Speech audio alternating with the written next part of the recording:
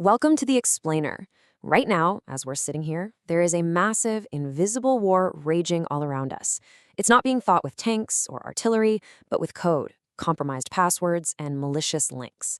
We're living in this era where the digital world is just as critical, and honestly, just as vulnerable as the physical one.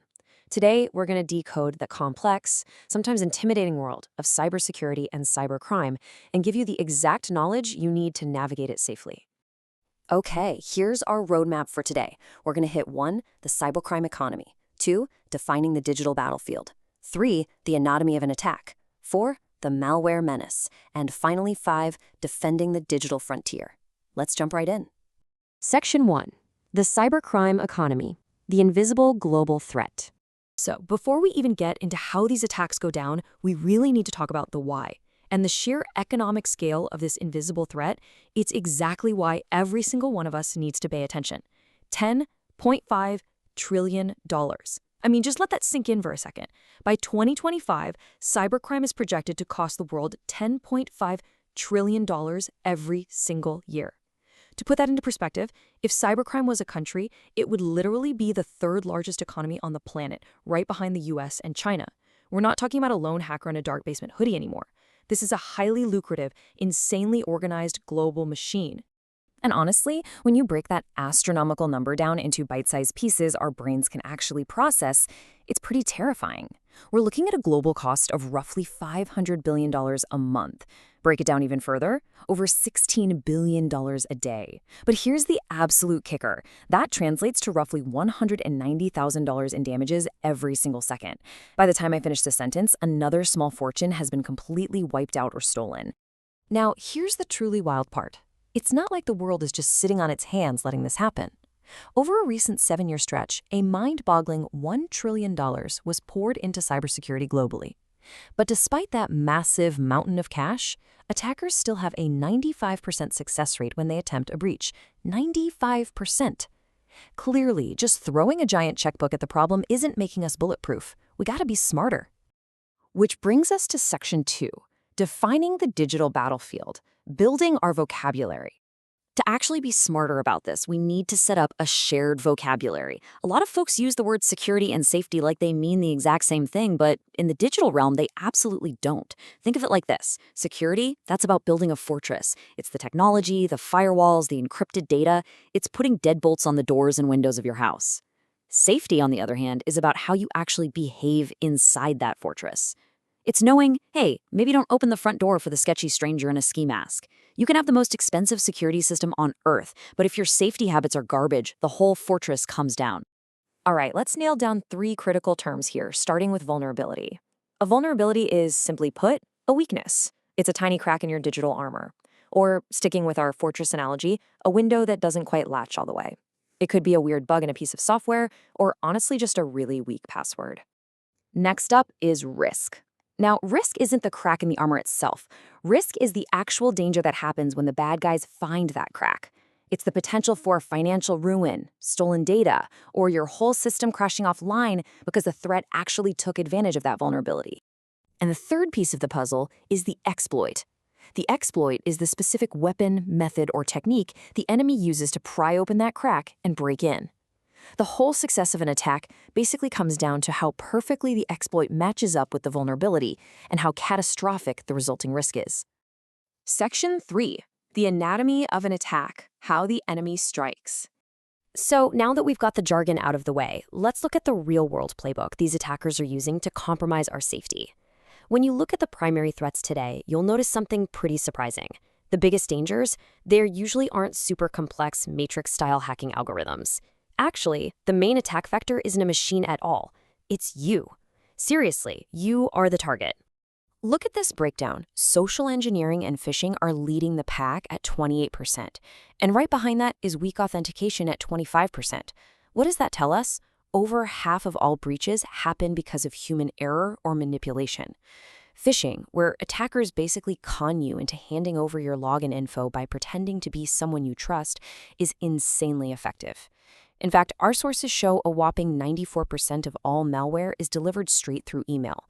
They're not busting down the door with a battering ram, they're just politely tricking you into handing over the keys.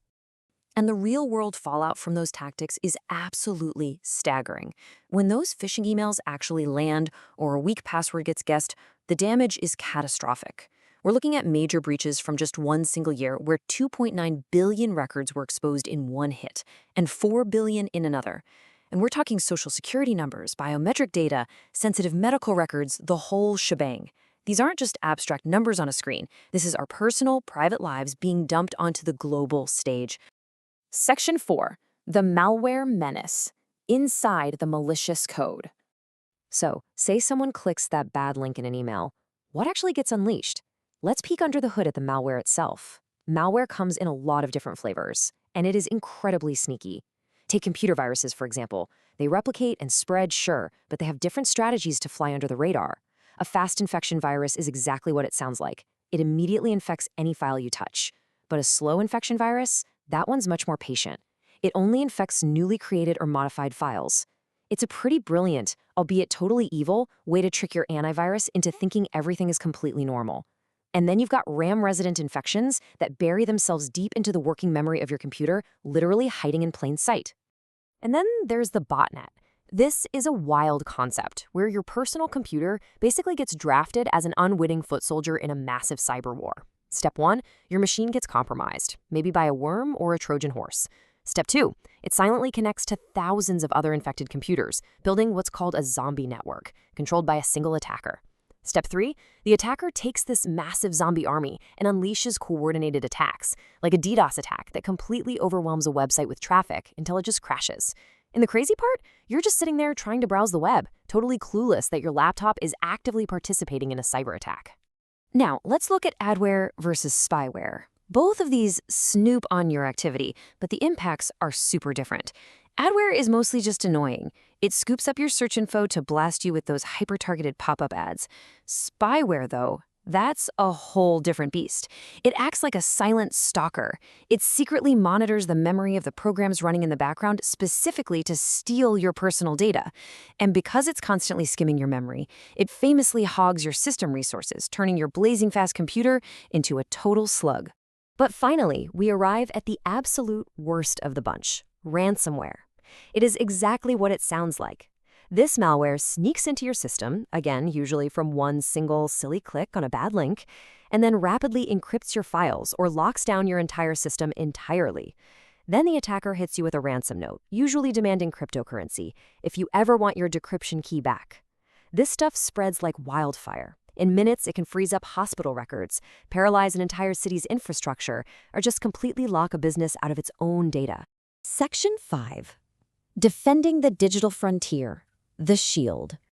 Okay, let's take a deep breath because the crucial takeaway here is that we are definitely not powerless. Let's pivot away from the terrifying mechanics of malware and talk about how we actually fight back. Here is your battle plan for fortifying your digital frontier. Number 1, weapons-grade data backups. If your stuff is securely backed up, ransomware loses all its leverage over you. Number 2, religious patch management. When that annoying little software update notification pops up, install it right then and there. It's usually patching a known, actively exploited vulnerability. 3, have an incident response plan. When things hit the fan, you need to know exactly who to call. 4, enable MFA, multi-factor authentication, literally everywhere. It renders a stolen password completely useless on its own. And lastly, employee training. Since human error is our biggest Achilles heel, training people to spot and ignore malicious links is absolutely your strongest shield. I want to share this quote from cybersecurity expert Professor Gene Spafford. It's a little sobering, but honestly, kind of funny too. He says, "The only system which is truly secure is one which is switched off and unplugged, locked in a titanium safe. Even then, I wouldn't stake my life on it."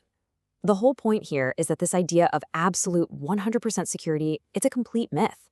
Security isn't about being invincible. It's about managing your risk, setting up your defenses, and making it so incredibly difficult and expensive for an attacker to get in that they just give up and move on. Which brings us to the end of today's explainer. You know the sheer mind-numbing scale of the cybercrime economy now?